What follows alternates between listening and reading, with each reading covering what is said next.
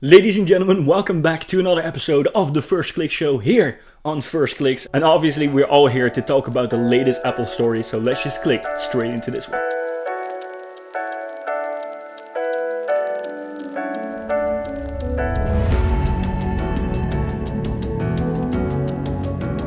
Some quick clicks here. Jon Prosser coming in with an update on an exclusive that he had a few days ago, talking about the Beats Studio Buds. Apparently the launch is now imminent.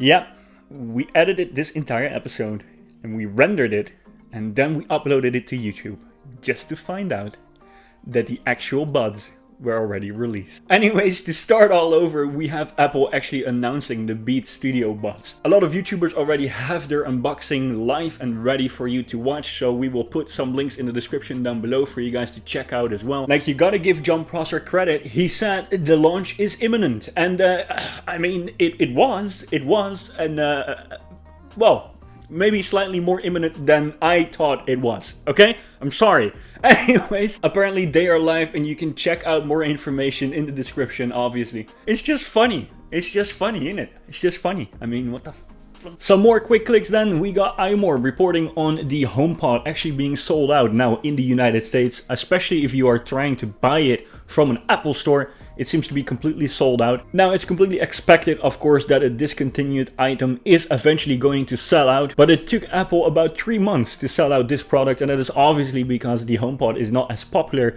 as, for example, the HomePod Mini. We're talking about the OG HomePod, and according to this article, it's actually sold out now. Yeah, there is some good news for someone who is actually trying to still buy one. Anyone looking to bag themselves a new HomePod can still likely find one at a third-party retailer, so there is still hope. eBay is also full of used HomePods, so anyone looking to add one to their collection can still get that stereo pair they have been promising themselves for the last few years. I can also imagine that a lot of people are waiting for the rumored or leaked revision to the original HomePod. Obviously, Mark Gurman has been quite clear about that. Apple is actually experimenting with a HomePod that includes Apple TV and also a separate HomePod, if I'm not mistaken, with a sort of iPad or other touchscreen attached to it. Now let's slow down for a minute, because we got 9to5Mac actually coming in with a report on an interview with Apple executives talking about iPadOS 15. Obviously, its main features being universal control and the new multitasking features. So let's just zoom into that. Although the conference brought improvements to the iPads overall, some users were expecting more.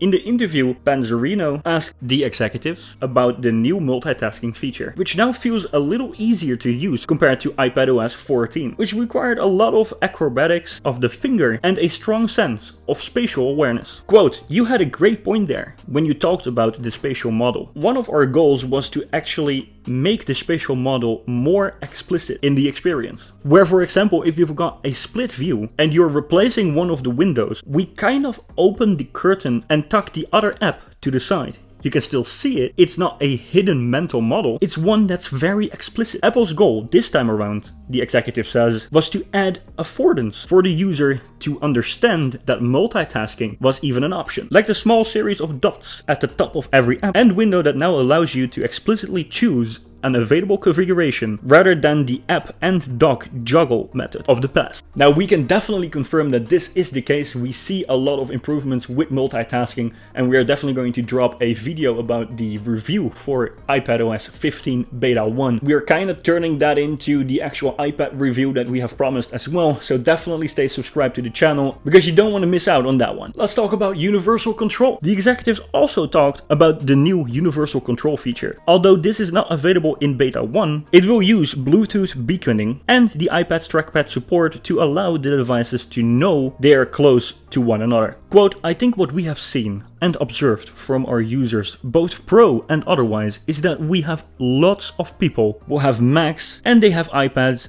and they have iPhones. And we believe in making these things work together in ways that are powerful. And I think the big challenge was, how do you do that in a kind of a magical but simple way. And that's what Seb and his team have been able to accomplish. It really builds on the foundation that we made with continuity and sidecar. Now, like most of you already know, Apple actually has the U1 chip in a lot of devices already. Yet there are some devices that are still waiting for this update, as you will see in the next story that we have after this one. And this is probably why it's also leaning so heavily on Bluetooth and peer-to-peer Wi-Fi, to discover that the actual iPad is next to an iMac or a MacBook Pro or both. Yet I expect when the full lineup has this U1 chip or U2 chip or whatever it's going to be at that time, it will be even more seamless then than it is now. But what we have seen on stage is absolutely amazing already, and I can't wait to get my hands on it and show you guys all about it. Anyways, if you want to read this article in its full context, again, go to the description and you will find the link in the order we're talking about the articles today. And now for the article we have all been waiting for. Mac rumors coming in with a report on Bloomberg's Mark Gurman saying that the new Apple Watch is probably going to be slightly thicker. According to Mark Gurman, Series 7 will feature thinner screen bezels, faster processor, and updated ultra-wideband technology. The Cupertino, California-based tech giant is planning to refresh the line this year with a model likely dubbed the Apple Watch Series 7 by adding a faster processor,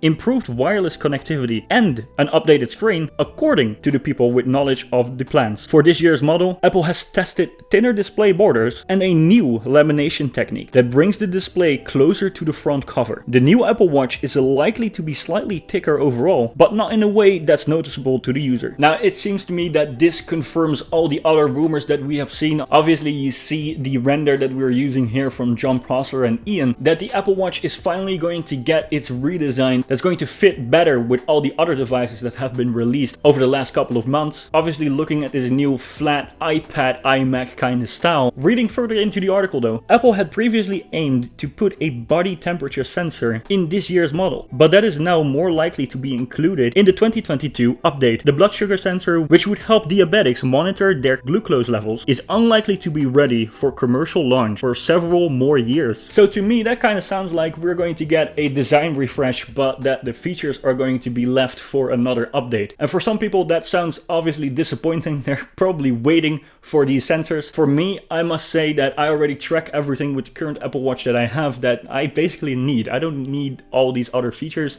It's definitely welcome, and I definitely upgrade more than the usual people.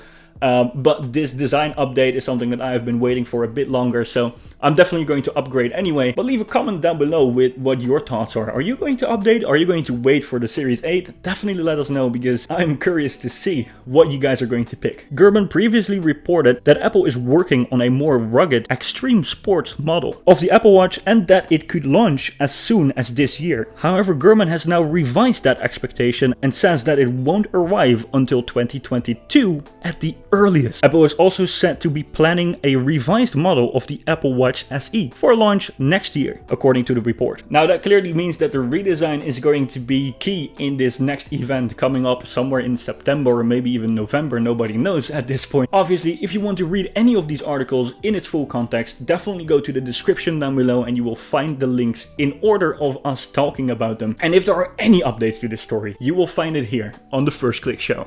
Thank you guys so much, and for now, I hope you guys click on.